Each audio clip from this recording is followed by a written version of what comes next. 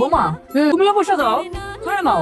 আমা প্লেটটা দেন তো। খামু তো, আপনার ছেলে আবার ফোন করবো, তার সাথে কথা কইয়া তারপর খাম। আপনারা খায় না ভাবি, রান্নার সময় তোমার মন কই থাকে?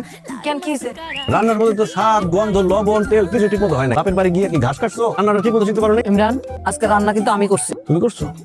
খুব একটা খারাপ হয় না, খাওয়া যায় আর কি। কিন্তু মা, ভাবি থাকতে তুমি কেন রান্না করতে গেছো? আরে বৌমাই তো রান্না করতে গেছিল। ওই শফিকের ফোন আসলো, আমি বললাম যাও তুমি ফোনটা ধরো, রান্নাটা আজকে আমি করি। না না মা, কাজটা তুমি একদম ঠিক করো। ভাবির হাতে রান্না খাইতে খাইতে আমার অভ্যাস হয়ে গেছে। এখন ভাবির হাতে রান্না ছাড়া আমি খাইতে পারবো না। দোষ এই রং করো না তো, চুপচাপ খায় নাও। ঢং করতেছি না ভাবি, তোমার হাতে রান্না ছাড়া আমি খাইতে পারবো না। যাও, আমার জন্য বেশি কিছু না, একটা মাছ ভাজা নিয়ে আসো, নাইলে আজকে একটা আমি ভাতই খাইতে পারবো। আম্মা দেখছেন, এখন এই রাইতের বেলা আমি তার জন্য মাছ ভাজি করতে যাবো?